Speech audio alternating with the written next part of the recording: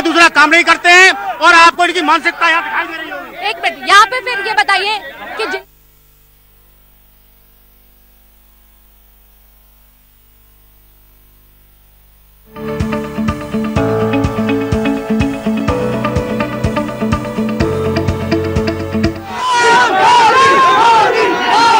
स्वागत है आप सभी का। मैं हूं आपके साथ में ऋतु तोमर। 2022 के आगामी विधानसभा चुनाव, जिसके लिए तमाम पार्टियों ने अपनी कमर कस ली है, चुनाव प्रचार प्रसार में जुटी हुई है। तमाम पार्टियां ये दावा कर रही हैं कि वो 2022 के विधानसभा चुनाव जीतेंगी, लेकिन सबसे बड़ी बात यह है कि बीजेपी लगातार फीते पे फीता काटे जा रही है। लेकिन अगर विपक्ष की बात करें तो उसका रंग उड़ा हुआ है। उसका कहना है कि बीजेपी मुद्दे से भटका रही है। बीजेपी ने तो ये साफ कर दिया है कि वो विकास के काम को लेकर आगे जाएगी, लेकिन विपक्ष की क्या रणनीति है और उसकी क्या सोच है, ये देखने वाली बात होगी। बहरहाल इस पूरे मामले पर चर्चा करेंगे। हमारे साथ तमाम नेता जुड़े हुए हैं, जनप्रतिनिधि जुड़े हुए हैं। सबसे पहले उनका स्वागत करते हैं। तो आपको बता दें, हमारे साथ सोमेंद्र तोमर जुड़े हुए हैं भाजपा से, स्वागत है आपका। शाहिद मंजूर सपा से जुड़े हुए हैं हमारे साथ, स्वागत है आपका। इमरान याकूब बसपा से जुड़े हुए हैं, स्वागत है आपका। राजेंद्र शर्मा राष्ट्रीय लोकदल से हमारे साथ हैं, आपका भी स्वागत है। अभिमन्यु त्यागी कांग्रेस से जुड़े हुए हैं, आपका भी स्वागत है। शैंकी वर्मा प्रगतिशील पार्टी से हमारे साथ जुड़े हुए हैं, स्वागत है आप सभी का।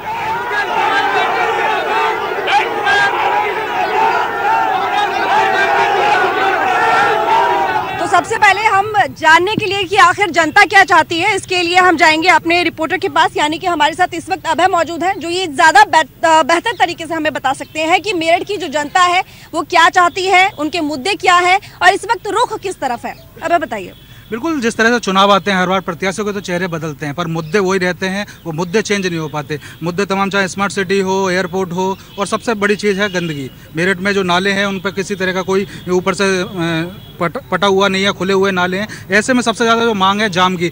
जितने भी आपके चौराहे हैं मेरठ में, किसी पर भी लाल बत्ती नजर नहीं आएगी। जाम की स्थिति सबसे ज़्यादा है यहाँ पे। और साथ ही सबसे पहले जो मांग चली आ रही है, हाई कोर्ट बेंच की भी पुरानी मांग चलती आ रही है, और इस तरह के तमाम मुद्दे। एयरपोर्ट की जनता यहाँ मांग कर रही है कि यहाँ से हवाई कनेक्टिविटी हो जाए तो लखनऊ और आसपास के जिलों में पहुँचना, राज्यों में पहुँचना आसान हो जाए। पर अभी तक ये मांगें पूरी जनता की नहीं हुई है। अब चुनाव सर पर है, ऐसे में आपका सपा और लोकदल का गठबंधन, जहाँ बीजेपी अब किसानों को मना चुकी है कि बिल पास ले लिए। अब कितना गठबंधन मजबूत होता है, किस तरह अब आने वाले विधानसभा चुनाव में जनता किसको लखनऊ तक पहुंचाएगी, ये आगे देखने वाली बात होगी। चलिए ठीक है, जनता के पास जाते हैं, जनता से पूछते हैं कि उनके क्या मुद्दे हैं। जनता भी हमारे साथ मौजूद है।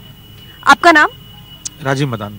राजीव जी, देखिए अभी फिलहाल क्योंकि बीजेपी सत्ता में है और चुनाव नजदीक है, संतुष्ट है आप बीजेपी के काम से? बिल्कुल संतुष्ट हूँ।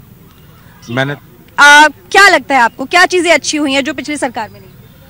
पिछली सरकार में जो नहीं हुई थी, सबसे पहली चीज़ अगर मेरठ की बात करें तो मेरठ से जो हमारा ये दिल्ली की कनेक्टिविटी, रैपिड रेल हो, चाहे वो एक्सप्रेस हाईवे हो, चाहे आप अगर केंद्र की बात करें तो रेलवे में अपने आप में जितने सुधार, हर स्टेशन पर, हर प्लेटफार्म पर डबल लाइन का काम हो या इलेक्ट्रिसिटी का काम हो, जितना काम इस सरकार में हुआ है अगर केंद्र की बात करें। और जहाँ तक मेरठ की बात है, तो जहाँ तक प्रदेश की बात है, तो प्रदेश में जो भाजपा जिन मुद्दों पर आई थी, 370 ओवरऑल आपका ये कहना है। ठीक है, आपका क्या नाम है? मोबिन कुरैशी। जी, आपको क्या लगता है, आप संतुष्ट हैं काम से? बीजेपी कोई विकास नहीं हुआ है, महंगाई दिन पे दिन बढ़ती जा रही है और सारे शहर में जो है जाम ही जाम की स्थिति है हमारे मेरठ के अंदर, और अतिक्रमण दिन पर दिन बढ़ता जा रहा है, क्राइम दिन पे दिन बढ़ता जा रहा है, क्राइम पे कोई कंट्रोल नहीं है। विकास कार्य अच्छे हो रहे हैं, सारा इतना अच्छा हो, बदमाशी नाम की चीज नहीं रही। माँ बहनें पहले डर के मारे निकलती थी, जब से भाजपा की सरकार आई है खुले हम माँ बहनें रात को 11-12 बजे कहीं भी चले जाए, कोई डर नहीं रहा है। क्राइम खत्म हो गया। आपका क्या कहना है? मैं भाजपा के कार्यों से संतुष्ट बिल्कुल नहीं हूँ, क्योंकि भाजपा रोजगार के मुद्दे पर बिल्कुल फेल हो चुकी है और तुम्हारे जो हमारी नारी सुरक्षा है उसके ऊपर बिल्कुल बेकार साबित हुई है। इन्होंने बड़े बड़े वादे किए थे कि हम 2 करोड़ युवाओं को रोजगार देंगे, वो बिल्कुल जीरो है। उन्होंने बुलेट ट्रेन का भी, नारी सुरक्षा की बात की, नारी भी हमारे साथ में। आप बताइए, देखिए नारी सुरक्षा की अगर बात करें तो बीजेपी बड़े बड़े दावे करती है और उसने कहा है कि भैया हमने शक्ति अभियान मिशन चलाया और उसके जरिए हमने नारी को पूरी तरह से सुरक्षा दी है। क्या लगता है आपको? 100% सत्य और डंके की चोट पे ये बात मैं कह सकती हूँ। जिस देश में राजा अपनी मातृ शक्ति के लिए इतनी सारी सुविधाएं मुहैया कर दे। अभी आपको एग्जांपल के तौर पे मैं बता दूं, आप यहाँ की मार्केट में चली जाइए, पिंक शौचालय जैसे सुविधाएं जिस सरकार ने दी थी मातृशक्ति की सुरक्षा के लिए, आज आप सड़कों पे चली जाइए, मैं दावे के साथ कह सकती हूँ कि महिलाएं 9 बजे निकले, 10 बजे निकले, उनको वो डर नहीं है जो उस सरकार में हुआ करती थी। किसी के दुपट्टे खींच लिए जाते थे, किसी के पर्स खींच लिए जाते थे। आज कम से कम हम सब लोग इस विषय पे अपने देश के, और मैं डंके की चोट पे ऐसी सरकार को सलाम करती हूँ जो हमको सुरक्षा दी है और हमारे आत्मसम्मान को बढ़ाने का काम किया। पहली सरकारों में भैंस खुल जावे थी।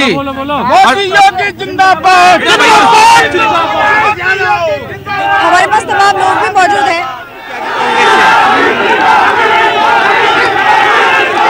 तमाम नेता यहाँ मौजूद हैं, बात कर लेते हैं, उनसे चर्चा कर लेते हैं।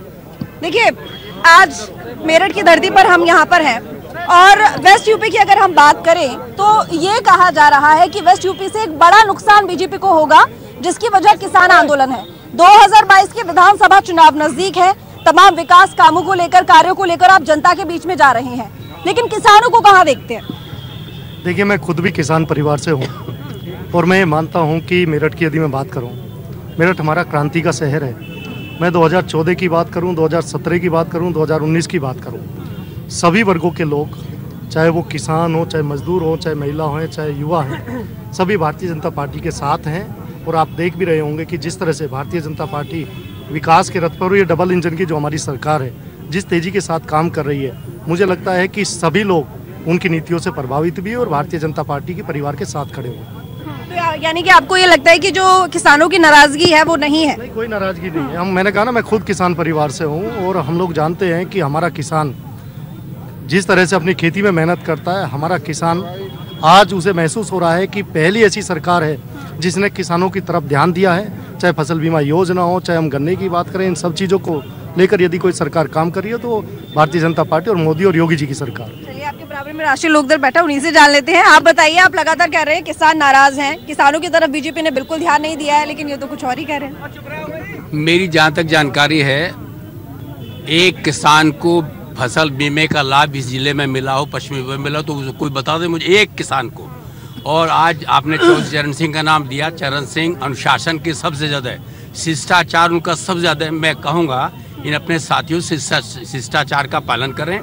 आज़ादी के बाद सन 57 में बाबू गेंदा सिंह ने गन्ने लेकर के जमुना पार की थी, उससे लेकर आज तक किसान ने जितने संघर्ष किए हैं, शायद देश का किसान जितना बेइज्जत इस बार हुआ है, लाभ तो छोड़ दीजिएगा, लाभकारी मूल्य छोड़ दीजिएगा, धरना प्रदर्शन आज़ादी के बाद इस लोकतंत्र में सबका अधिकार है, मगर किसान को जिस तरह बेइज्जत किया गया और बेइज्जत नहीं किया, उसको जिस तरह गालियां दी गई, अपमानित किया गया, आज़ादी के इतिहास में ऐसा कभी नहीं हुआ। और किसान के साथ लाठी, गोली, बेइज्जती सब कुछ किया गया। किसान इसका वोट के जरिए बदला लेगा, मेरा भरोसा है। पश्चिमी देश का किसान आने वाले समय सत्ताधारी दल से अपना बदला लेगा, वोट के जरिए लेगा। चलिए, सपा की बात करें तो सपा का ये कहना है कि जितने भी फीते फिलहाल बीजेपी काट रही है वो सबका शिलान्यास समाजवादी पार्टी ने किया है। समाजवादी पार्टी से हमारे साथ मौजूद है। बताइए, आप सारे अभी जितने भी कार्यक्रम हो रहे हैं, आप कह रहे हैं उन पर आपका हक है, आपके किए हुए काम है और बीजेपी का कुछ नहीं है। आप अब जनता के बीच में जा रहे हैं, क्या वो पुराने काम गिना रहे हैं जो आपने किए? क्या विजन है आपका? सिर्फ काम की बात नहीं है। अब देखा जाएगा कि 5 साल हो गए भारतीय जनता पार्टी की सरकार को आए हुए, जो इन्होंने अपने संकल्प पत्र में किया था उसमें से इन्होंने कितने काम पूरे किए? क्या इन्होंने किसानों की आय दुगनी करी? क्या इन्होंने लाभकारी मूल्य दिलवाया? इस सरकार ने जो छात्रों से वादे किए थे, क्या वो पूरे हुए? बेरोजगारों से 2 करोड़ पर ईयर रोजगार देने का वादा किया था, क्या वो वादा पूरा हुआ?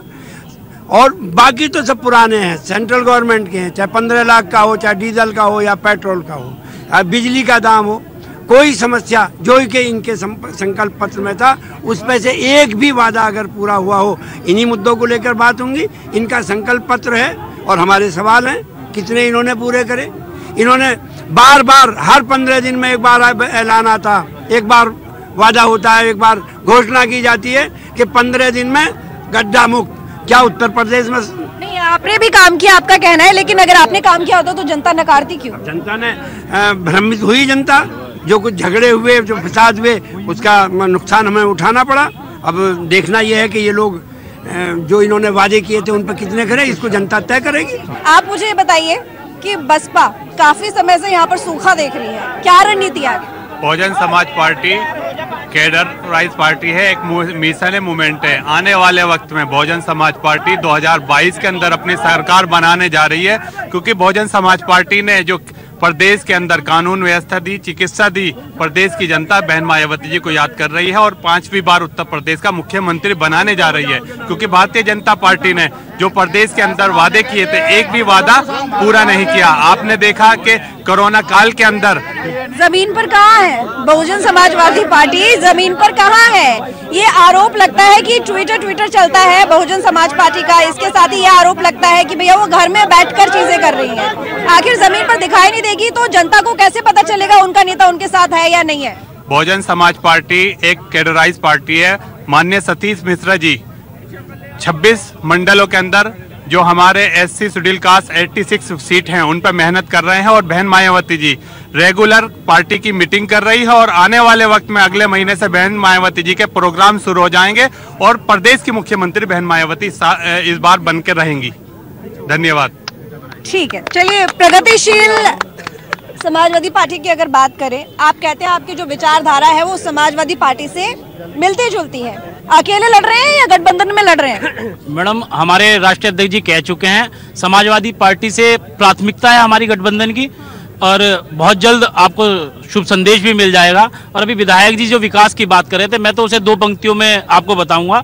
उम्मीदों को तोड़कर पूरे प्रदेश को निराश कर रखा है और योगी जी ने उत्तर प्रदेश में बर्बादी का नाम विकास रख रखा है। चलिए ठीक है, बताइए उम्मीदों को तोड़कर गठबंधन बताइए। गठबंधन सैद्धांतिक गठबंधन है, वैचारिक गठबंधन है और हम लोग एक लक्ष्य को लेकर चले हैं। गठबंधन वैसा गठबंधन नहीं है, ये गठबंधन उद्देश्यों का, हमारा उद्देश्य है सामुदायिक ताकतें हारें। जिन लोगों ने काम नहीं किया, निकम्मापन किया, वो लोग हारें।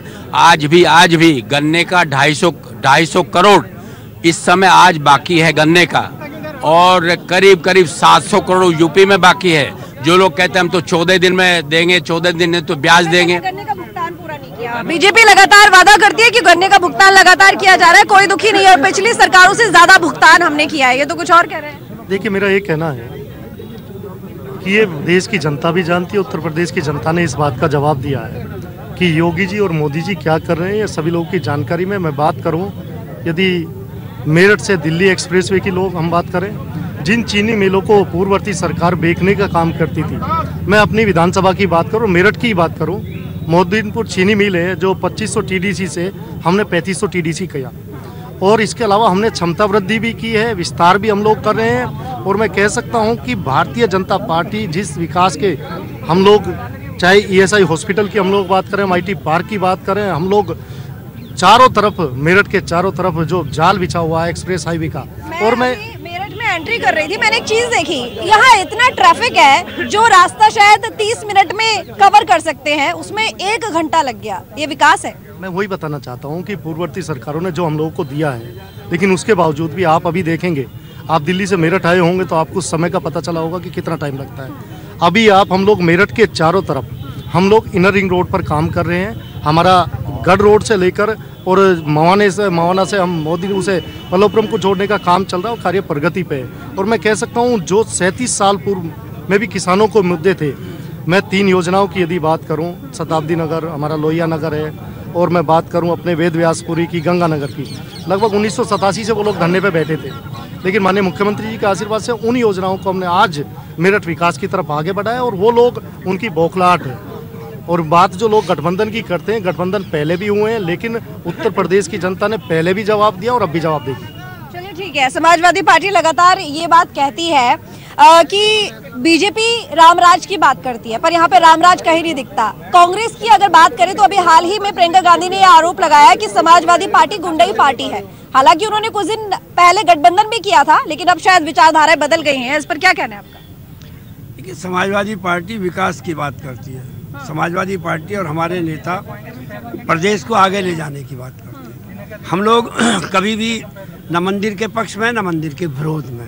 मंदिर आस्था का प्रश्न है। मंदिर बनेगा, बनना चाहिए, उससे कोई मतलब, विकास से मंदिर का कोई मतलब नहीं है। किसी भी मंदिर से हज हाउस बना सकते हैं, मंदिर बनाने में क्या दिक्कत है? मुझे तो कोई आपत्ति है नहीं। मैं तो चाहता हूँ, बल्कि मैं चाहता हूँ कि हिंदुस्तान में जितने मंदिर हैं सब आबाद होने चाहिए। कोई मंदिर ऐसा ना हो जो आबाद ना हो। तो लेकिन धर्म की राजनीति, जाति की राजनीति का आरोप क्यों लगता है?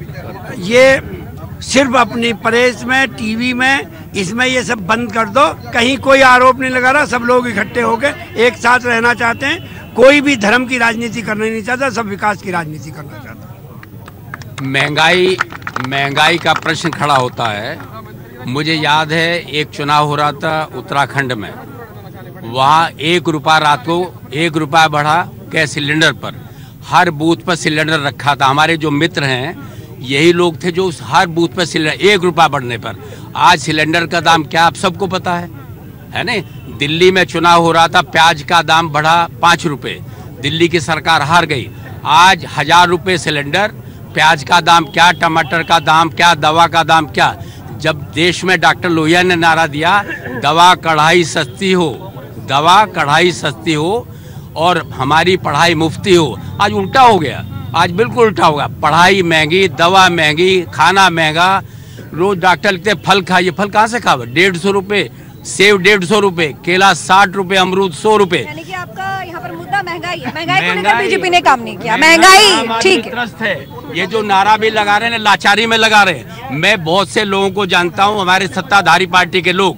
मैं बागपत में था, तमाम विधायक भी बैठे थे। मैं कहा इनके मन में सबके लोक दल है, जीप पर दूसरी पार्टी रहती है। ये बेचारा कौन चाहता है इसमें रहे? सत्ता के लिए लोग समर्पित हैं। जवाब दीजिए, महंगाई इतनी ज्यादा क्यों है? अभी पिछले कुछ दिनों में हमने देखा पेट्रोल डीजल के दाम 100 के पार पहुंच गए थे। हालांकि चलिए टैक्स कम किया गया, कम हो गए, लेकिन अगर सब्जियों की बात करें, गैस सिलेंडर की बात करें, लगातार महंगाई है। जब दूसरी सरकार थी तो आप ही सिलेंडर ले लेके सर पर विरोध कर रहे थे, अब क्या हुआ?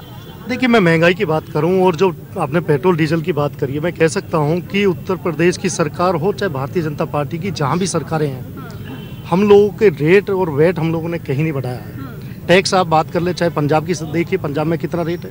जहां भी कांग्रेस शासित राज्य हैं उनकी देखिए कि वहाँ रेट की क्या स्थिति है। महंगाई एक वैश्विक विषय है, लेकिन हम लोग ये कह सकते हैं, अभी बिजली की कुछ हमारे साथी बात कर रहे थे, जहाँ बिजली 4 घंटे आती थी और 4 जिलों में आती थी, नहीं तो बाकी। आज योगी जी ने पूरे उत्तर प्रदेश में बिजली देने का काम किया है, और जब बिजली 24 घंटे आएगी तो उसका रेट तो बढ़ा हुआ आएगा, यानी जो उसकी हम लोग यूज करेंगे तो उसका यूज का पैसा तो देना ही पड़ेगा। और मैं कह सकता हूं कि आज हम लोग ये कह सकते हैं कि आज सभी वर्गों को लेकर, आज मैं कह सकता हूं कि चाहे शौचालय की हम बात करें, चाहे हम लोग बात करें टॉयलेट्स जो बनी है पूरे देश के अंदर, स्वच्छता में भी मैं बात कर सकता हूं कि आज भारतीय जनता पार्टी सरकार महिलाओं के प्रति, युवाओं के प्रति जो नौकरी की बात ये लोग कर रहे थे, आप लोग याद करें इनकी पूर्ववर्ती सरकारों का समय, गिनती के नेता थे जिनकी पर्ची जाती थी और उन्हीं पर्चियों के आधार पर, और पर्चियों के आधार पर जाति विशेष की भर्तियां होती थी। लेकिन योगी जी की सरकार में मैं कह सकता हूं कि ट्रांसपेरेंसी के साथ भर्ती भी हो रही है और युवाओं को रोजगार मिल रहा है, यानी कि पारदर्शिता है अब रोजगार पे। चलिए बसपा की बात करते हैं। बसपा ये कहती है कि दलितों के साथ में है। ब्राह्मण सम्मेलन आजकल हो रहे हैं। तिलक तराजू और तलवार का एक समय नारा दिया था, आज ब्राह्मण सम्मेलन आप करने जा रहे हैं, क्या मौके की राजनीति कर रहे हैं? बहुजन समाज पार्टी सर समाज की पार्टी है, सर समाज को साथ लेकर के चलती है। कभी बहुजन समाज पार्टी ने ये नारा नहीं दिया, ये लोगों ने बनाया हुआ था। बहुजन समाज पार्टी ने प्रदेश के अंदर जो लॉ एंड ऑर्डर दिया है और जो किसानों को सबसे ज्यादा मूल्य बढ़ाने का काम वो बहुजन समाज पार्टी की मुख्य बहन मायावती जी ने 118 से 240 रुपया कर दिया गया था, वो बहुजन समाज पार्टी की सरकार थी। और किसान भाइयों को जो सम्मान देने का काम बहुजन समाज पार्टी ने किया। और इसे जाति की राजनीति नहीं कहेंगे, ब्राह्मण सम्मेलन हो रहा है, बाकी जातियां कहाँ गई? बहुजन समाज पार्टी सर समाज की पार्टी है, सर समाज को साथ लेकर के चलती है। बहुजन समाज पार्टी ने सबके हित के लिए काम किया है और आने वाले वक्त में आप देखिएगा कि जब 2022 का इलेक्शन आएगा तो प्रदेश में बहन मायावती जी मुख्यमंत्री बनेगी। ठीक है, ये तो देखने वाली बात होगी कि मुख्यमंत्री कौन बनेगा। मैं आपसे जानना चाहूंगी, मुद्दे क्या है आपके, जनता के बीच में जानेंगे। मैडम, हमारे पास तो बहुत सारे मुद्दे हैं, लेकिन मैं कहना चाहूंगा भाजपा के पास कोई मुद्दा नहीं है। इनके पास एक मंदिर का, मस्जिद का मुद्दा था, वो इनका समाप्त हो चुका, मुझे समय दीजिएगा। और भारतीय जनता पार्टी के अब जेपी नड्डा जी निकले हुए हैं, अभी वो मेरठ भी थे, आगे सहारनपुर, आगे उनके लगातार दौरे चल रहे हैं और ये लोग सौदागर हैं। ये लोग जनता को अब झूठ बोलने की ट्रेनिंग दे रहे हैं अपने कार्यकर्ताओं को, और झूठ बोलने का पूरा एक प्रोपेगेंडा इनका होता है। और भारतीय जनता झूठ क्या बोला मैडम, आप 35 इनके जो घोषणा पत्र था उनके मैनिफेस्टो में इन लोगों ने 35 संकल्प लिए थे, उनमें से कोई भी संकल्प पूरा नहीं है। युवाओं को रोजगार की बात कही थी, कोई रोजगार नहीं है। पेपर लीक हो रहे हैं, जो सरकारें परीक्षाएं नहीं करा पा रही। आप देखिए यूपी टेट का परीक्षा पेपर लीक हुआ, और वो कहां से लीक हुआ? वो भारतीय जनता पार्टी के बिहार के विधायक सीटों पर चुनाव लड़ेंगे आप, ये बताइए। मैडम हम गठबंधन में चुनाव पे जाएंगे और शिवपाल जी जहां होंगे वहां तो रह नहीं गया, कितना वक्त लगेगा? मैडम सब कुछ तय है, अब तो केवल चुनाव की तैयारी। यादव ने तो ये कहा मैंने झुकना नहीं है, उन्होंने कहा जसवंत सीट काफी है उनके लिए, और क्या चाहिए? मंत्री पद। ये परिवार का मामला है, सब कुछ तय हो चुका है, और मैं बार बार कह रहा हूँ शिवपाल जी होंगे जहाँ सरकार होगी वहाँ। अरे भाई परिवार का मामला कैसे? जनता जुड़ी हुई है मैडम, जनता उनके साथ है, और शिवपाल जी की प्राथमिकता समाजवादी पार्टी है। समाजवादी पार्टी के साथ उनका भोजन हो चुका है, और इससे ज्यादा आप मुझसे मत कहलवाइए। लगभग सब साथ है, आप चिंता मत कीजिए, सब होने को तैयार। ठीक है, देखेंगे। मुझे ये लग रहा है जब यही इन लोगों को पता नहीं है कि ये प्रसपा से है या सपा की बात कर रहे हैं। अभी इन लोगों में कंफ्यूजन है। अभी तो गठबंधन हुआ है, अभी 10 दिन चलने तो दो, अपने आप ही ने पता चल जाएगा। और जो व्यक्ति परिवार को नहीं संभाल सकता, वो प्रदेश को संभालने की बात करेंगे। प्रदेश की जनता जानती है, इनके सारे कर्मों को जो इन्होंने कुकर्म किए वो भी जानती है, और जनता जवाब दे रही है। ठीक, यानी कि परिवारवाद चलता है सपा में परिवारवाद चलता है। नहीं, सपा में परिवारवाद चलता है। लखीमपुर में क्या हुआ, वहाँ क्या चल रहा है? आज रिपोर्ट दाखिल हो गई विधायक उसके खिलाफ, जो अंदर जेल में है बेटा, क्यों बचाने की बात हो रही है? वो परिवारवाद नहीं है क्या है वो? अगर क्यों बचाया जा रहा है जब वो दोषी है तो क्यों नहीं जेल भेजा जा रहा? मंत्री क्यों नहीं इस्तीफा? बेटे को तो जेल भेजा गया, जिसने गुनाह किया उसे जेल भेज दिया गया। जब रिपोर्ट में ये भी है कि उकसावे पे ये कार्रवाई हुई है, तो उकसाया किसने है? वो क्यों नहीं जेल जा रहा? मंत्री जी को आज तक क्यों नहीं जेल भेजा गया? मंत्री जी का आज तक क्यों नहीं इस्तीफा हुआ? बात उकसावे की नहीं है। दूसरे की बात करोगे तो परिवारवाद है, और अपनी बात करोगे। माननीय मंत्री जी ने 3 दिन पहले सभा में कहा कि हम इन सब से निमट लेंगे, किसानों से निमट लेंगे। ये शब्द माननीय मंत्री जी कहे थे। कहना लोगों का, ये जो आदमी उत्तेजना फैलाता है, लोगों को धमकाता है, उसको तो सबसे पहले गिरफ्तार होना चाहिए।